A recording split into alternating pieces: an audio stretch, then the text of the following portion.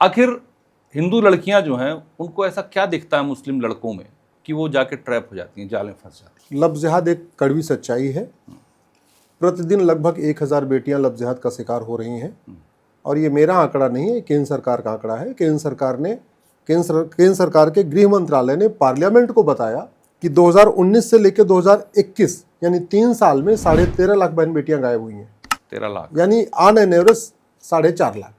अभी वो आंकड़ा बढ़ के लगभग 5 लाख हो चुका है। 5 लाख बहन बेटियां जो साल में गायब होती हैं, इसमें पुलिस के प्रयास से, समाज के प्रयास से, सांसद विधायक के प्रयास से, रिश्तेदारों के प्रयास से 1.5 लाख बेटियां वापस आती हैं, 3.5 लाख वापस नहीं आती। 3.5 लाख वापस नहीं मिल रही हैं साल में, इसका मतलब 365 दिन होता है और 3.5 लाख बेटियां, इसका मतलब on an average per day 1000 बेटियां हमारी कम हो रही हैं। सवाल आपका था कि ये क्यों, कैसे? क्या ये समस्या चीन में है? क्या ये समस्या जापान में है? क्या ये समस्या सिंगापुर में है? इवन क्या ये समस्या दुबई में है? इवन क्या ये समस्या बहरीन में है? और ये समस्या फिर अगर वहां नहीं है तो भारत में क्यों है? तो भारत की सबसे बड़ी समस्या ये है कि हमने एजुकेशन सिस्टम को नहीं बदला। अंग्रेज चले गए, फिर भी यहाँ पे मॉन्टेसरी मिशनरी चल रहा है, और मुगल चले गए और फिर भी आज मदरसा चल रहा है। पेट के अंदर, माँ के पेट के गर्भ में कोई भी बच्चा लव जिहाद सीख के नहीं आता। लव जिहाद सीखता है, धोखा देना सीखता है, कन्वर्ट करना सीखता है, जिहाद सीखता है, मजहबी उन्माद सीखता है, नफरत सीखता है। ये सब कुछ सीखता है वो पैदा होने के बाद। और कहाँ सीखता है? माँ बाप तो कोई नफरत करना नहीं सिखाते, सामान्यतया वो सीखता है स्कूल में, जो उसकी तालीम होती है। और उस तालीम में भी क्या, उसको किताब क्या पढ़ाई जा रही है। तो डिपेंड करता है कि पैदा होने के बाद बच्चे ने क्या देखा, क्या सुना कानों से, क्या किसके साथ चर्चा किया और क्या किताब पढ़ा। अनफॉर्चुनेटली हमने मुगल 1000 मदरसा खोल के गए थे और यहाँ 3.5 लाख मदरसा हमने खुलवा दिया। अंग्रेज यहाँ 1000 मॉन्टेसरी स्कूल और मिशनरी स्कूल खुलवा के गए थे, हमने यहाँ लगभग वो भी 3.5 लाख खुलवा दिया। और अंग्रेजों के आने के पास हमारे पास 7 लाख गुरुकुल वैदिक स्कूल थे, आज की डेट में वो 7000 भी नहीं बचे हैं। तो दिक्कत क्या हो रही है, जो कॉन्वेंट और मॉन्टेसरी में पढ़ाया जा रहा है कि सारे रिलीजन एक समान, सारे मजहब एक समान, वेद पुराण एक समान, बाइबल कुरान एक समान, गुरुकुल मदरसा एक समान, मजहब नहीं सिखाता, आपस में बैर रखना, ये जो दुनिया भर के फेक नैरेटिव सिखाए जा रहे हैं, उसी का परिणाम ये है कि बहन बेटियों को लगता है अरे सब तो एक समान है, सारे तो इंसान है। उनको नहीं समझ में आता इंसान के पीछे भेड़िया भी है भाई। और इसके लिए केवल वो परिवार जिम्मेदार नहीं, इसके लिए हमारे संविधान की शपथ लेने वाले सांसद, विधायक, मंत्री और जज भी जिम्मेदार है, जिनको लगता सारे रिलीजन एक समान है। देखिए, रिलीजन ऊपर वाले ने नहीं शुरू किया, जो मजहब शुरू किया गया वो व्यक्तियों के द्वारा शुरू किया गया, अलग अलग क्षेत्रों में शुरू किया गया। उस समय की परिस्थितियों को देखते हुए, उस समय की व्यवस्थाओं को देखते हुए, उस समय की बाकी और चीजों को देखते हुए लोगों ने अपना अपना रिलीजन शुरू कर लिया, अपना अपना मजहब शुरू कर लिया। कुछ लोगों ने शुरू किया, बाद में उनको हमने गॉड की तरीके से और भगवान की तरीके से उनको मानना शुरू कर दिया, लेकिन थे तो इंसान। अब उनके अगर कर्म देखिए उन्होंने क्या किया, फिर समझ में आएगा अच्छा उन्होंने लिखा क्या और कैसे फॉलो किया, जैसे, और धीरे धीरे कस्टम बन गया। तो इसके लिए ये जो लव जिहाद चल रहा है, इसके लिए हमारा एजुकेशन सिस्टम जिम्मेदार है, हमारे संविधान की शपथ लेने वाले सांसद, विधायक, मंत्री और जज जिम्मेदार हैं, जिन्होंने एजुकेशन सिस्टम नहीं बदला। हमारे जो समाज के पुरोधा हैं, जो समाज को लीड करते हैं, उनके दिमाग में जो ये नार्सिज्म, मैग्लोमोनिया और स्टॉकहोम सिंड्रोम की बीमारी है, ये बीमारी भी की वजह से ये भी सब चल रहा है। और तीसरा, कठोर कानून। ना हमने झूठ बोलने को गंभीर अपराध घोषित किया, ना हमने बरगलाने को सीरियस क्राइम डिक्लेयर किया, ना हमने पहचान छुपा के अपने आप को कुछ और रिप्रेजेंट करने को हमने सीरियस क्राइम डिक्लेयर किया, ना हमने धर्मांतरण को एक सीरियस क्राइम डिक्लेयर किया, ना हमने लव जिहाद को एक सीरियस क्राइम डिक्लेयर किया। तो ये समस्या, इसके लिए सब जिम्मेदार हैं। परिवार, मैं कहता हूं सबसे कम परिवार जिम्मेदार है, क्योंकि परिवार न एजुकेशन सिस्टम ठीक कर सकते, न समाज अपना जुडिशियल सिस्टम ठीक कर सकता है, न समाज कठोर कानून बना सकता है, न समाज मॉन्टेसरी मिशनरी को बंद कर सकता है, न समाज मदरसे को बंद कर सकता है। जो जिम्मेदार हैं इसके लिए, सांसद, विधायक, मंत्री और जज, इस लव जिहाद और धर्मांतरण के लिए वही जिम्मेदार है। प्रतिदिन 1000 बेटियों का लव जिहाद हो रहा है, लव जिहाद का शिकार हो रही है, और प्रतिदिन 1500 परिवारों का धर्मांतरण हो रहा है। 1500 परिवार, एक परिवार में 7 आदमी मान के चलिए, माता पिता, पति पत्नी और 2-3 बच्चे, तो प्रतिदिन 10,000 हिंदुओं का धर्मांतरण हो रहा है। प्रतिदिन 10,000 का मतलब साल में 40 लाख हिंदुओं का धर्मांतरण हो रहा है। और ये धर्मांतरण इसलिए भी हो रहा है, लव जिहाद इसलिए भी हो रहा है कि इसलिए बाहर पैसा आ रहा है विदेशों से। खासतौर पे एक कम्युनिटी को FCRA के जरिए आता है, यूरोप देशों से आता है, अमेरिकन से आता है।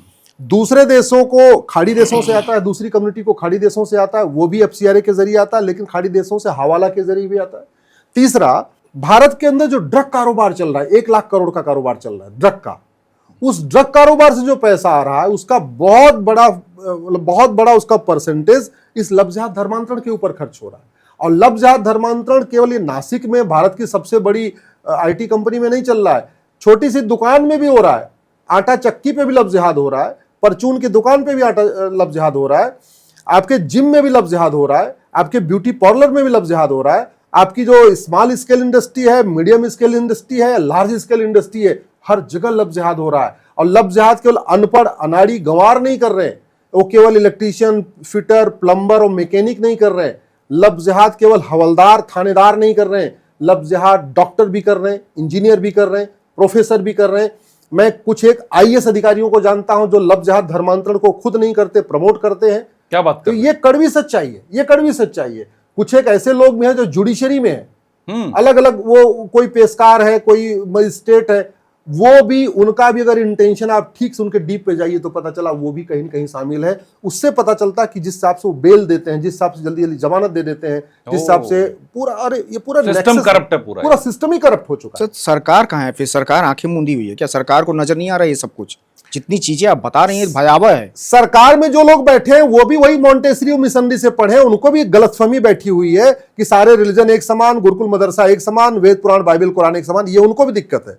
जो गलतफहमी राजा रणजीत सिंह को थी कि सारे मजहब एक समान, जो गलतफहमी राजा हरि सिंह को थी सारे मजहब एक समान, जो गलतफहमी राजा शशांक को थी, बंगाल के राजा, सारे मजहब एक समान, बस सरकार में जो नंबर 1 कुर्सी पे बैठा है वो मॉन्टेसरी का थोड़ी ना पड़ा।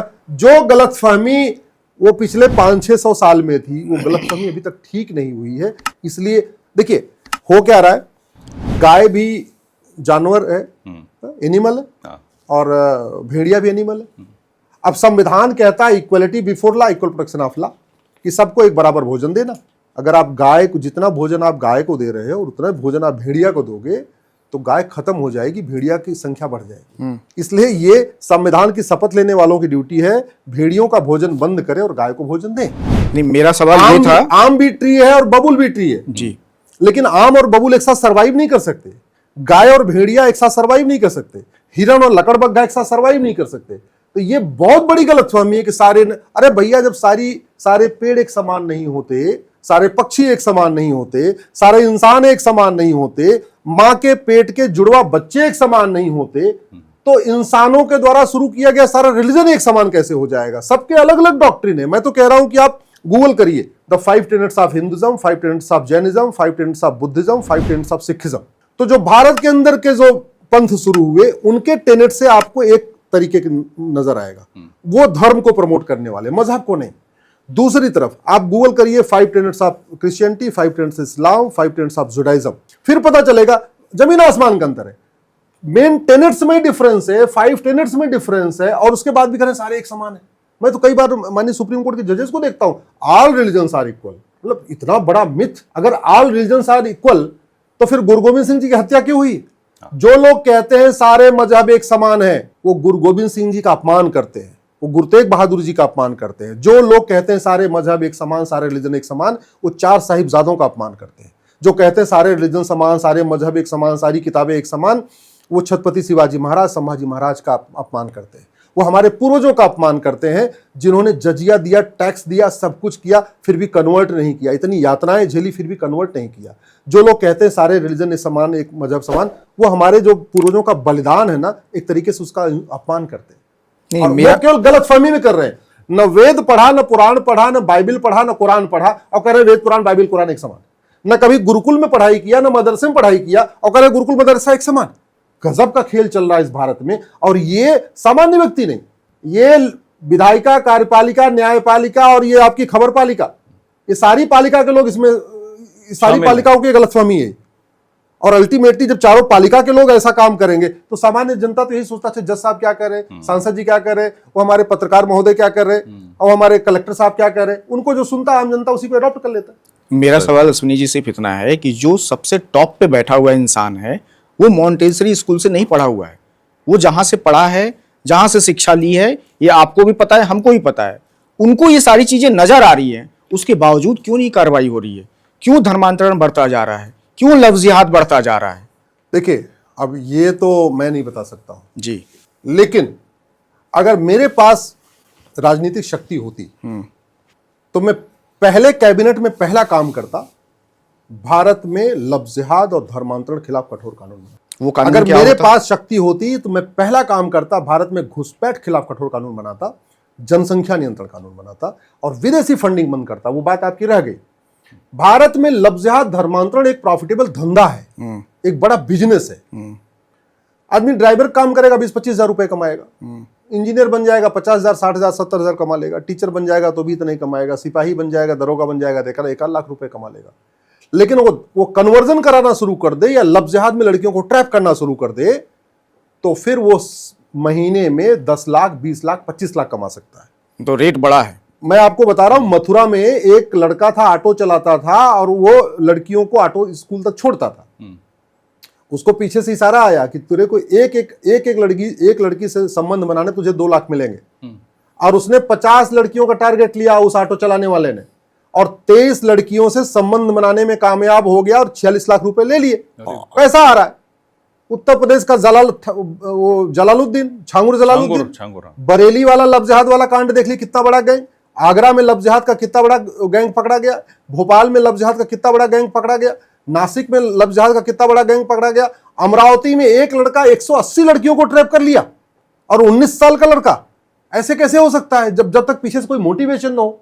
तो जब तक वो कहते नहीं, चूल्हा तब बंद होगा जब पीछे से गैस आप बंद कर दीजिए। गैस बंद कर दीजिए, चूल्हा बंद हो जाएगा। अगर आप गैस सप्लाई नहीं बंद करेंगे और मुंह से फूक फूक के चूल्हा बुझाएंगे तो आपका मुंह जल जाएगा। चूल्हा बंद करने का एक ही सिस्टम होता, पीछे से गैस सप्लाई काट दीजिए। इस देश में अंदर से जो ड्रग कारोबार चल रहा है, जब तक ये नहीं बंद होगा फंडिंग नहीं बंद होगी। FCRA कानून खत्म नहीं होगा, फंडिंग नहीं बंद होगी। हवाला के खिलाफ कठोर कानून नहीं बनेगा, फंडिंग नहीं बंद होगी। और फंडिंग नहीं बंद होगी तो लव जिहाद धर्मांतरण नहीं बंद होगा। कठोर कानून नहीं बनेगा, लव जिहाद धर्मांतरण नहीं बनेगा। 12 राज्यों ने अब तक कानून बना दिया। लव जिहाद धर्मांतरण राष्ट्रीय समस्या, एक राज्य की समस्या नहीं। कानून ये पार्लियामेंट में बनना चाहिए, संसद में बनना चाहिए, न कि राज्यों के द्वारा बनना चाहिए। अभी हो क्या रहा है, यूपी में कानून बन गया तो अब आपका मयूर विहार दिल्ली में है और आपका नोएडा सेक्टर 15 यूपी में है। यानी सेक्टर 15 में आप लव जिहाद करेंगे तो आप पकड़े जाएंगे, आपके खिलाफ धारा लगेगी। तो वो सेक्टर 15 में क्यों करेगा नोएडा में? अरे रोड क्रॉस करके मयूर विहार में चला जाएगा ना दिल्ली, बिल्कुल सही, वहां जाके धर्मांतरण कराएगा। इसलिए जब से ये यूपी में बाबा जी की सरकार आई है, सारा लव जिहाद और धर्मांतरण का सेंटर दिल्ली हो चुका है। क्यों? क्योंकि दिल्ली में वो कानून लागू होता है जो पार्लियामेंट में बनता है। दिल्ली सरकार लव जिहाद पे कानून बनाई नहीं है, धर्मांतरण पे कानून बनाई, तो दिल्ली में तो लागू हो रहा है BNS, और BNS में लव जिहाद धर्मांतरण पे कोई प्रोविजन नहीं है। तो इसलिए सारे जिहादियों के लिए जो सेंटर बना है, भारत की राजधानी जिहादियों का सेंटर बन चुकी है, उनका केंद्र बन चुकी है। क्यों? क्योंकि वहां पे लव जिहाद के खिलाफ कानून नहीं है, धर्मांतरण के खिलाफ कानून नहीं है। देश की राजधानी दिल्ली घुसपैठ की राजधानी है, देश की राजधानी दिल्ली लव जिहाद की राजधानी है, देश की राजधानी दिल्ली धर्मांतरण की राजधानी है, देश की राजधानी इस समय जिहाद की राजधानी बन चुकी है। बहुत बड़ा आरोप। बड़े बड़े देखिए ना, कि एक से बढ़कर एक पकड़े जा रहे हैं, एक से बढ़कर एक पकड़े जा रहे हैं। डॉक्टर आ रहा, बम विस्फोट कर रहा। अल्फलाह वाले सारे कहाँ मिले? दिल्ली में मिले। अल्फलाह में जितने डॉक्टर पकड़े कहाँ सारे मिले? दिल्ली में। क्यों? कभी आपने सुना कोई बीजिंग में कोई जाके बम फोड़ रहा हो? कभी आपने टोक्यो में सुना कभी जाके कोई बम फोड़ रहा हो? नहीं सुना। कभी सिंगापुर में आपने सुना कोई डॉक्टर वहां बम फोड़ रहा हो? यही सारे फोड़ रहे, क्योंकि न शिक्षा में संस्कार है, न फंडिंग बंद हुई है, न कानून का खौफ है। एक बात याद रखिएगा, इंसान जो ऊपर वाले से नहीं डरता ना, वो भी सजा से डरता है। मंदिर में बहुत सारे ऐसे लोग भी आते हैं जो भगवान से नहीं डरते, इनके लिए CCTV लगाई जाती है, वो कैमरे से डरते हैं।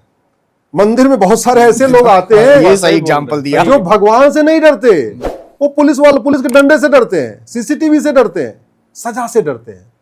इंसान भगवान से डरता है, मानव भगवान से डरता है, दानव भगवान से नहीं डरता। दानव केवल और केवल अपने फांसी के फंदे से डरता है। जितना आपका फांसी का फंदा मजबूत होगा उतना वो डरेगा, वरना ये दानवों की संख्या बढ़ती है। और दानवों की संख्या बढ़ेगी। भारत कहां पे है और चीन, जापान, सिंगापुर कहां पे है? और अभी अगर हमने चीन, जापान, सिंगापुर के सिस्टम को नहीं समझा तो आने वाले टाइम में हम पाकिस्तान, अफगानिस्तान, बांग्लादेश के रास्ते पे चले जाएंगे।